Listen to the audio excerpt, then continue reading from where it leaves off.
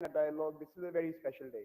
Many years ago, 2017, if I recall, we toyed with the idea of bringing the admirals from Quad together.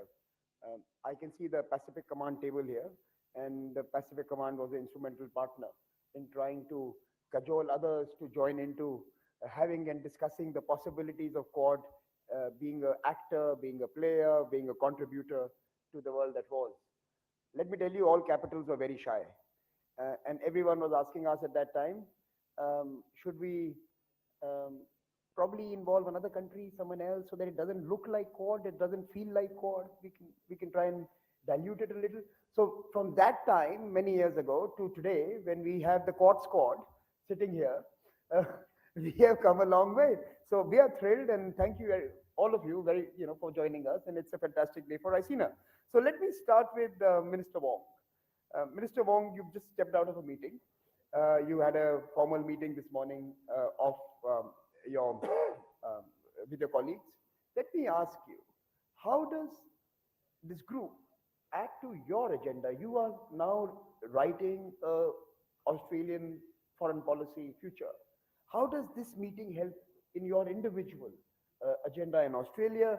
And certainly, since you are focused on the Pacific and ASEAN, how can Quad be a complementary actor, a supportive actor, perhaps even a contributor to your own assessment and ambitions in that region?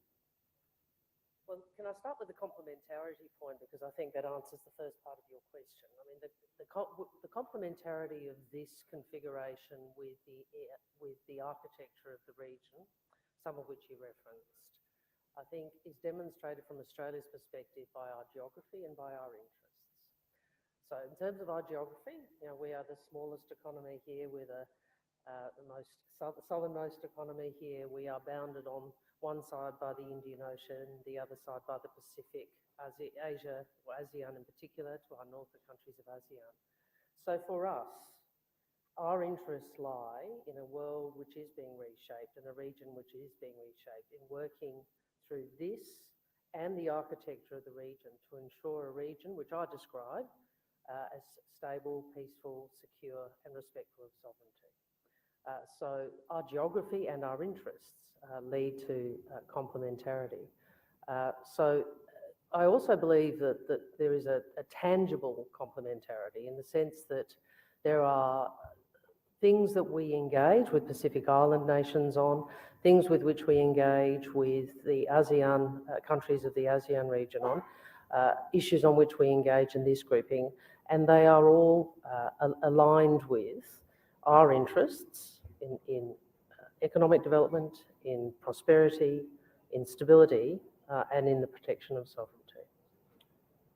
Since you also, in the very first year of the new role that you assumed, and to the Indian audience that's hearing you, what is Australia's assessment of India's role in the region, in your life, and by inference, perhaps also where are we headed in the bilateral? I mean, India is... Can I request you to bring the mic closer to you? Thank you. Yeah. I could answer the question in power terms and in influence terms. I could talk about the extent to which India is a critical power, a great power in the region, that there is no reshaping of the Indo-Pacific with the attributes that Australia would seek without India.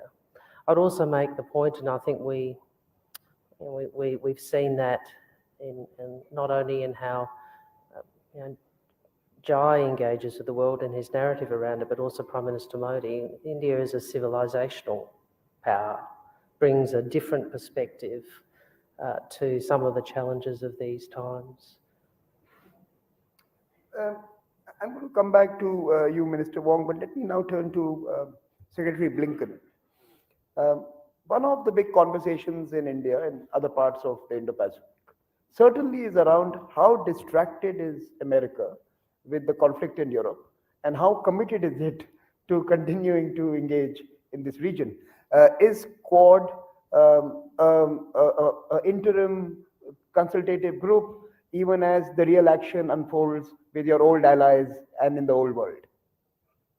I think the very fact, not only of our presence here today, but our presence and engagement day in, day out, including through the Quad and the work that we're doing, not only during the meetings that we have, but in between, is powerful evidence of the fact that, as you might say, we can run and chew gum at the same time. And for us, the future is so much in the Indo-Pacific. Our engagement throughout the region, both through the Quad and in other ways, is as comprehensive and as deep as any time I can remember. And I think what we talked about yesterday in the course of the G20 was also illustrative of this, because even as we're rightly focused on what is happening in Ukraine as a result of the Russian aggression, not just because it matters to Ukrainians and to Ukraine and to Europe, but because it matters to the entire world. The principles that underlie the entire international system that are necessary for trying to keep peace and stability, that grew out of two world wars, are being challenged, being aggressed along with Ukraine. And part of the reason that countries way beyond Europe are also so focused on this and are working to support Ukraine and deal with the challenge is because they know it could have an effect here. If we allow, with impunity, Russia to do what it's doing in Ukraine, then that's a message to would-be aggressors everywhere that they may be able to get away with it too. But having said that, you saw yesterday and you see today in this meeting of the Quad an equally intense focus on the issues that are having an impact on the lives of all of our fellow citizens, where the Quad is a force, I believe, for good, positive, affirmative action. What's in so many ways important about it is this. First, we start with the proposition that virtually none of the challenges that our people are facing and that people around the world are facing can be effectively dealt with by any one country acting alone, whether it's the United States, whether it's India, whether it's Japan, whether it's Australia. And given that basic premise, it makes sense for us to start by finding like-minded groups of countries with which to tackle these challenges. And the great power of the Quad is you have four like-minded countries, united in their basic values, united in their basic interests, bringing different strengths, different experiences, different comparative weights to tackling these problems. And not only tackling them for ourselves, but actually creating a global commons good, particularly for other countries in the Indo-Pacific. And what we've done over the last couple of years, in particular, is translated that into very practical projects, very practical, in a sense, offerings, so that we're creating for other countries in the region a positive choice and a positive partner. We're doing that. Obviously, we did this on vaccines during COVID. We've been doing it on infrastructure for some time. We are now engaged very much in working together to help countries deal with humanitarian situations, disasters. And of course, we're working on things that are really critical in ways that may not be so obvious to countries throughout the region, which is what's called maritime domain awareness, giving countries the capacity, the tools to have a full picture of everything that's happening in their maritime space, which is affecting the lives of many of their citizens, for example, illegal fishing. So I think not only are we not distracted, on the contrary, we're more deeply engaged than ever, and the Quad is one of the most critical vehicles for that engagement. Secretary, our bilateral relationships, India-US bilateral relationships, have taken a step forward with this latest critical and emerging technologies agreement, a lot of excitement, a lot of coverage. Can the Quad elevate itself to collaborate on critical defense technologies? Or is that going to be the preserve for AUKUS and for the old partners? Does Quad have a vision for also working together on building the defense for future? Well, I'd say two things. first, of course, this is not a military grouping. It's not that kind of alliance. But one of the things that we are doing through the Quad is trying to bring together not only governments, but academia and other experts to look at where we might collaborate together on new technology, on innovation. And whether that has benefits in other areas remains to be seen. But clearly, our four countries in particular are very well placed to increase in a variety of ways our collaboration on emerging technology and on innovation, and that's something that we'll also do through the Quad. Minister Hayashi, is Quad relevant for Japan's maritime security concerns? How is it important for what's unfolding in East China Sea? Do you think it is a feel-good, talk shop, consultative group? Or do you think it has the potential to be able to put together something that will be of use to you when things get rough? Thank you. Thank you. Like Tony said, this Quad is not for security issues, not military issues, but practical cooperation, like everybody said. So, since your question is about maritime security, this is not directly for the security, but through those cooperation and including four of us, and then to the Blue Pacific areas like Pacific Island countries and ASEAN and also South Asia. This understanding and mutual understanding and cooperation, then they will make some combined will to cherish the same value like democracy, freedom, and that will eventually help to have more security assurance environment for all of us. So, okay, it's not a security actor. The other important area that Japan is focused on is connectivity, and it is investing in infrastructure.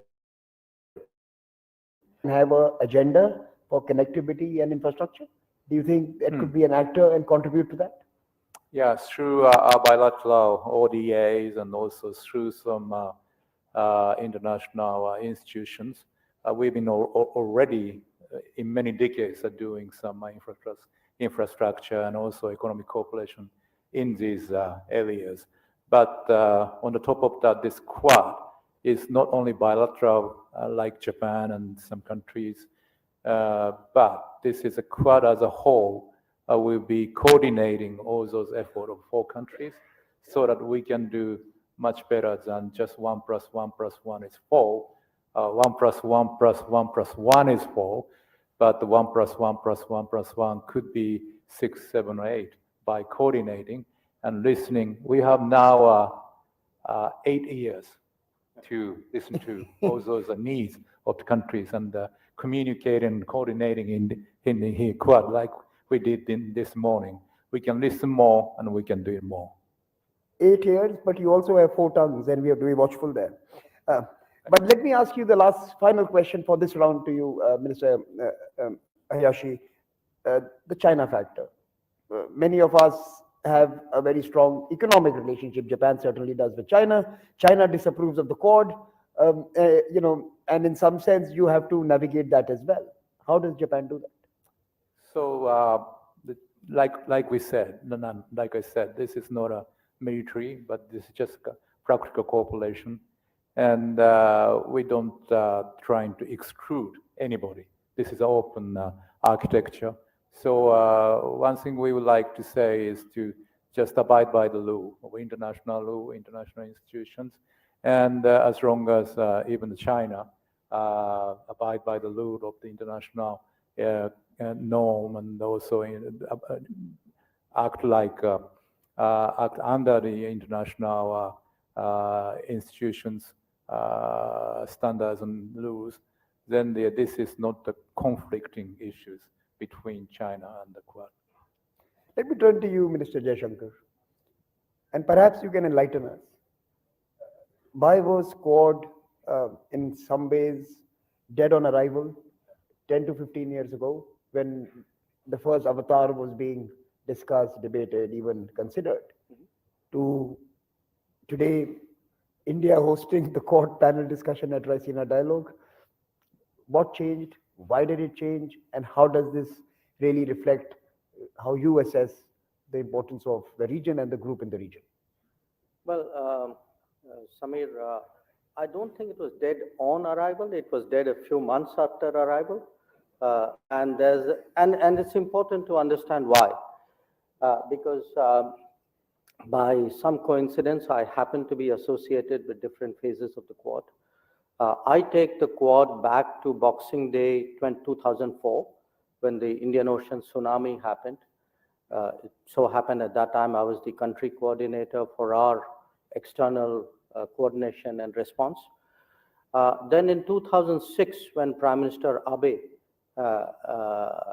came to India, he, before coming, had this idea that the Quad could be an effective way of dealing with the challenges. There was actually a Quad meeting, my memory serves me right, in Manila in 2007. Then, as you say, it didn't work out. If you ask me why didn't it work out, as opposed to what happened 10 years later, because it was revived 10 years later, 2017, at the level of undersecretaries, vice ministers. I was foreign secretary then. 17, it was revived.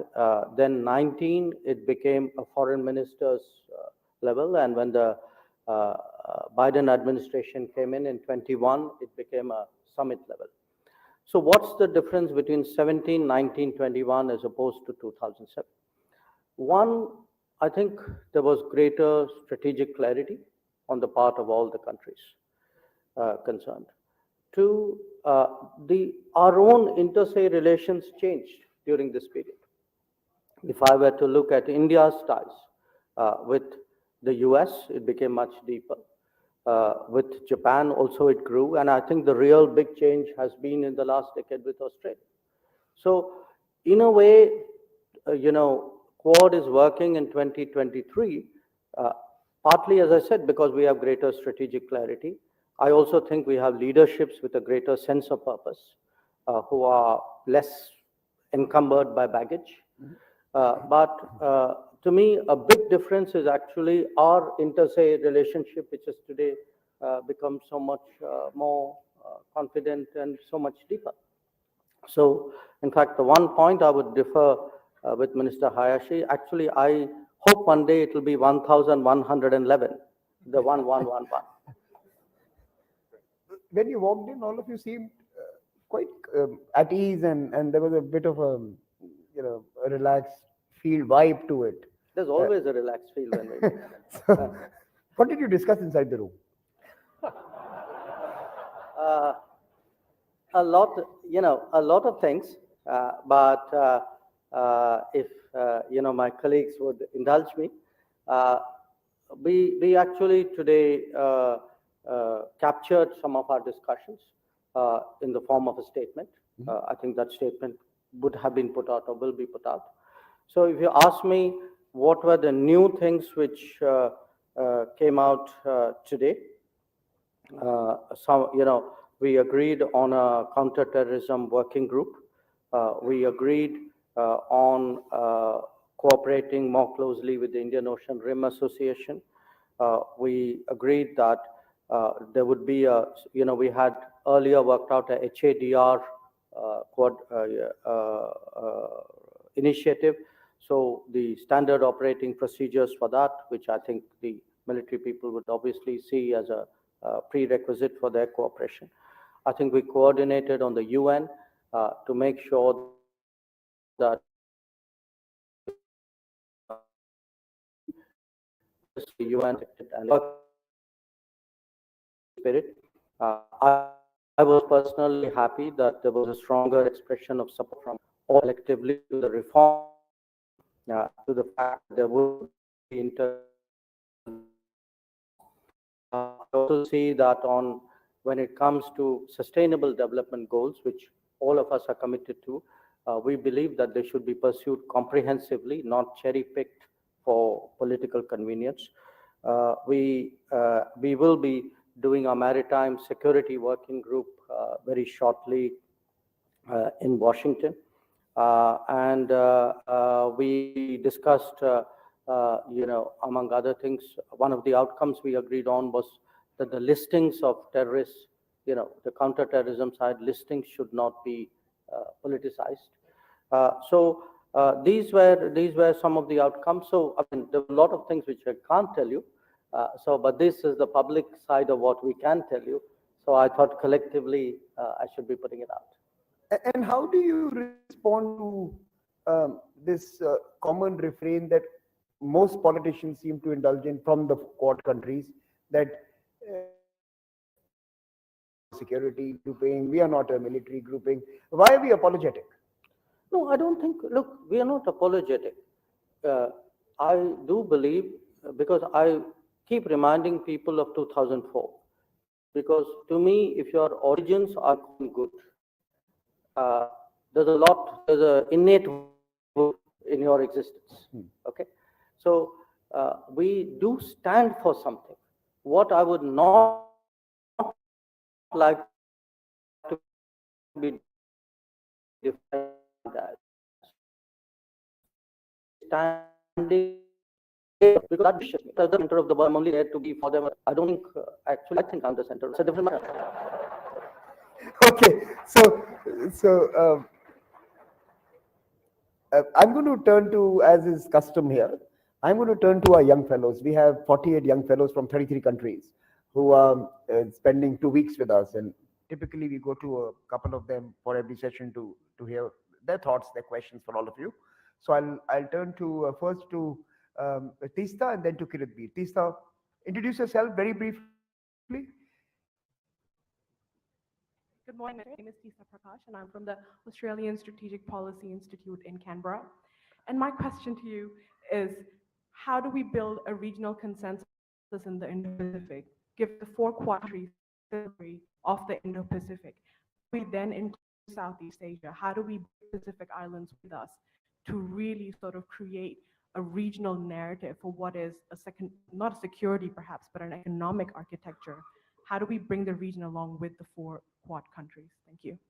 And can I just add to that, because all you have also invoked the term, look, all of you have started speaking like each other, and that worries me. All of you say ASEAN centrality. Okay. You say ASEAN centrality, and we keep thinking, what does that really mean? Does it mean that beautiful in the middle of the room, 4 of you are sitting? What does it really mean? So, question. Let's go to the second question, and then I'll come to you. Can we take the second question? Thanks, Samir and panelists. I'm Kirk. I work for the British government.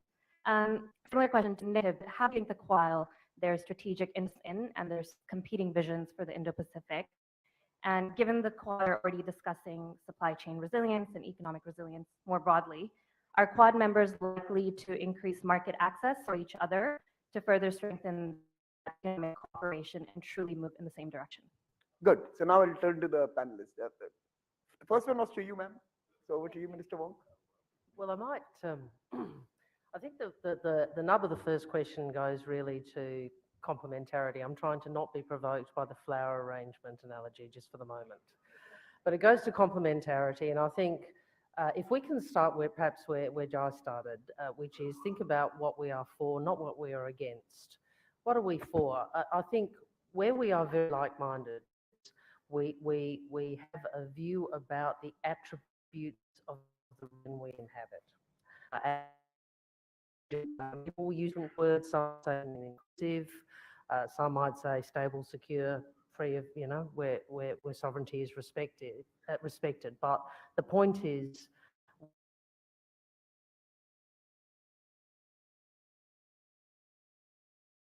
we do have a view about that. We see the Quad, I would say, as a bit of a lighthouse. Thank you. That way. Thank you.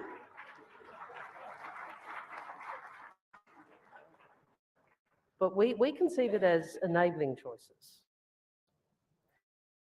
I think it enables choices in 2 ways. It enables choices by looking for the region with the attributes enable choices and choices by virtue of work that we seek to do in the work streams that Jai described. Sometimes,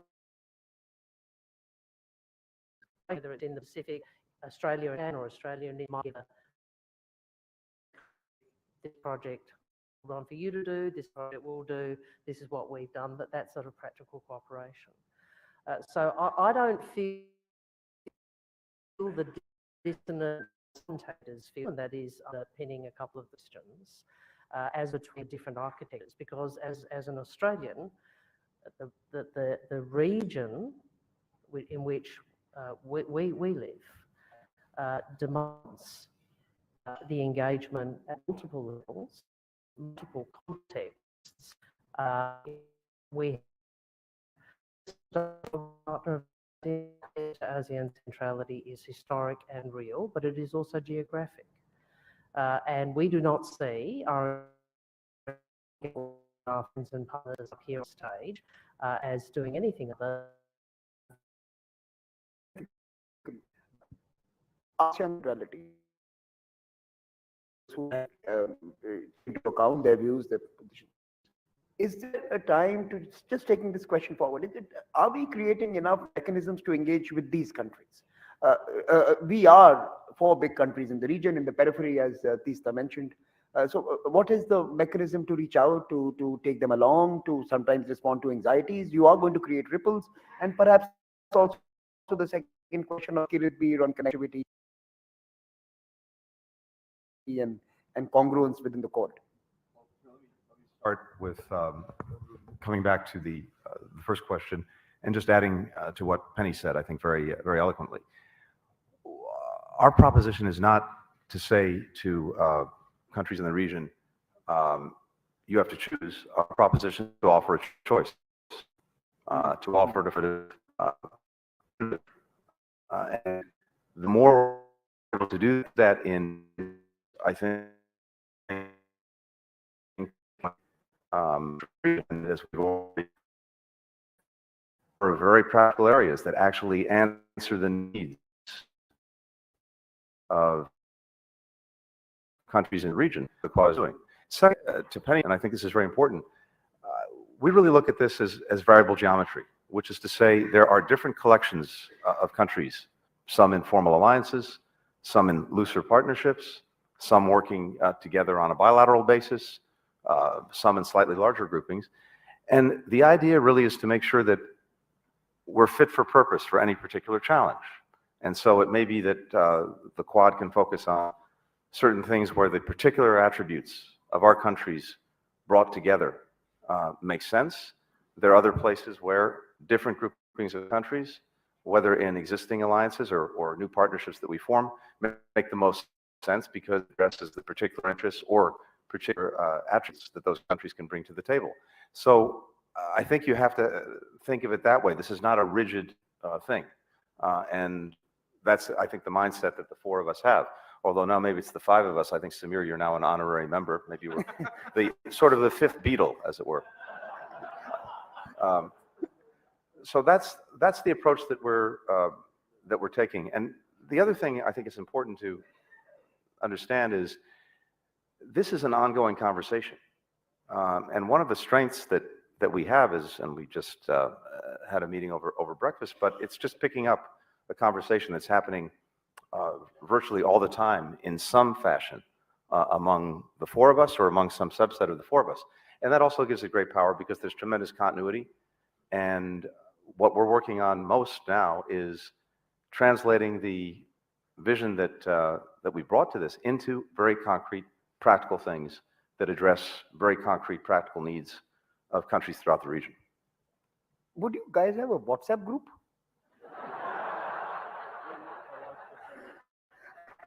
That's a question. Minister Hayashi, your responses to ASEAN and... All has been said. I don't want to add anything on those comments already made, but is this a group or what? You know, this is a kind of, not a band like the Beatles. The member is fixed and they always play together in 10 years. But this is a more like a more kind of soft group, so that even within the Beatles, Paul McCartney can release the album by solo, and then, so yeah, so those are the things, that could be a band, but everybody is really one have a relation with,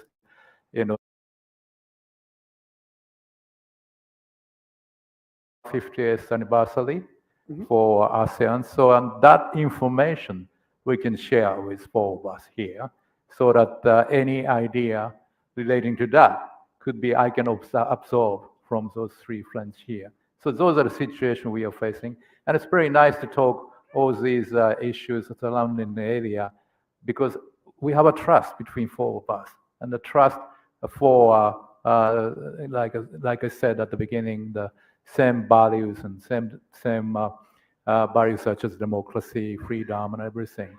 So without worrying about those big conditions, we can really freely talk within this and communicate. So that's the only things that I would like to add. Dr. Jaishankar? Which part, the Beatles part or the?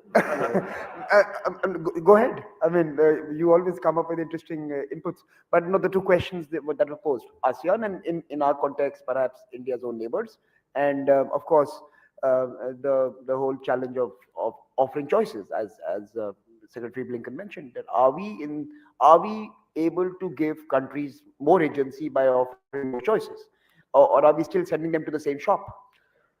No, I think we do offer more choices. We do collectively offer something different. My own sense over this last, especially after 2017, when I look at individual countries in Southeast Asia, or I've just come back from actually the Pacific islands, that countries are interested. Many of them, by the way, are themselves looking, at Indo-Pacific as a changing theater. How should they define their interests, advance their interests? So my sense is that the interest in the Quad, the enthusiasm for it, the willingness to work with it are growing. But at the end of the day, the Quad is the Quad. The Beatles didn't take, they did keep it best out. So the serious point is that when we look at what can we do, and I'm again using maritime security as the easiest example, that there was a time, after 2004, when we all were of what today we call LEMOA, that some ability to actually multiplies. And in the initial, it was difficult. So talk about a changing world. The is we are changed. Our attitude towards the world, our understanding and levels has also changed. I do remember a period each one of us, because it was something we hadn't done before. There was that hesitation. Both bring, really with almost every Quad meeting, we